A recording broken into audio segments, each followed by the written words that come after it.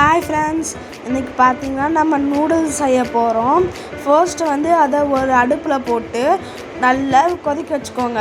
அதுக்கப்புறம் அதை வந்து நல்லா தண்ணியில் கழுவி அதை வச்சுக்கோங்க. அதுக்கப்புறம் அதுக்குள்ள அந்த டைமில் வந்து முட்டைக்கோஸ் எல்லாத்தையும் வெட்டிடுங்க. இப்போ ஒரு கடாயில் எண்ணெய் விட்டுக்கோங்க. 1 டீஸ்பூன் ஆஃப் எண்ணெய். அதுக்கப்புறம் 4 முட்டை சேர்த்துக்கோங்க.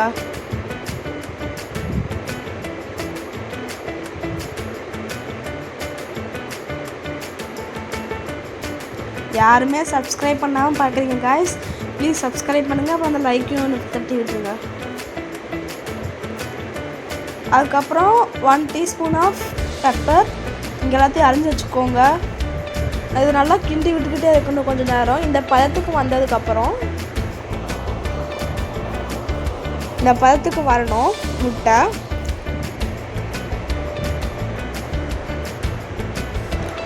பழத்துக்கு வந்ததுக்கப்புறம் இதை எடுத்து ஒரு தட்டில் தனியாக வச்சுக்கோங்க. அதுக்கப்புறம் பெரிய வெங்காயம் ஸ்லைஸாக அரியணும். அதுக்கப்புறம் நம்ம வறுத்து வச்ச முட்டையை தட்டில் எடுத்து வச்சுக்கோங்க. இந்த டைமில் பீன்ஸ் நல்லா பொடி அரிஞ்சுக்கோங்க. இப்போ அதே கடாயில் கொஞ்சம் எண்ணெய் ஊற்றுங்க. 1 கப் ஆஃப் எண்ணெய் ஊற்றுங்க. அதுக்கப்புறம் நம்ம வறுத்து வச்ச வெங்காயத்தை போட்டுருங்க.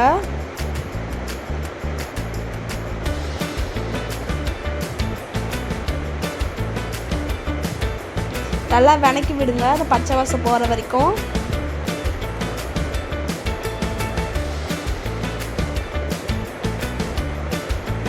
அதுக்கப்புறம் நம்ம அரைச்சி வச்ச இஞ்சி பூண்டு பேஸ்ட் எடுத்து அதில் போட்டுருங்க.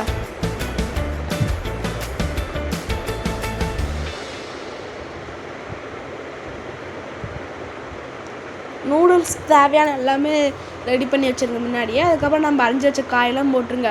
இதில் உங்களுக்கு பிடிச்ச காயெல்லாம் இதில் போட்டுக்கலாம். நாங்கள் வந்து இதில் முட்டைக்கோஸ், கேரட், அதுக்கப்புறம் குடமிளகா போட்டிருக்கோம். இன்னும் உங்களுக்கு காய் வேணும்னா நீங்கள் போட்டுக்கலாம். கரம் மசாலாத்தூள், அதுக்கப்புறம் உப்பு, அதுக்கப்புறம் நம்ம முன்னையே நல்லா அலசி வச்சுருந்தா நூடுல்ஸ் எடுத்து போட்டுருங்க.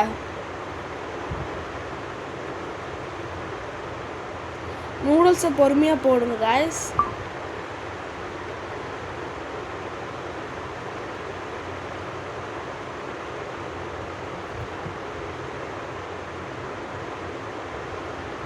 அதுக்கப்புறம் சோயா சாஸ் ஊற்றுங்க. அது வந்து ஒரு 1/2 கிளாஸ் ஆஃப் சோயா சாஸ். அதுக்கப்புறம் சில்லி சாஸ் கொஞ்சம் மட்டும் ஊற்றுங்க, ஒரு கொஞ்சம் மட்டும். அதுக்கப்புறம் டொமேட்டோ ரெட் சில்லி சாஸ் ஊற்றுங்க. அதுக்கப்புறம் கொஞ்சம் டொமேட்டோ சாஸ் ஊற்றுங்க.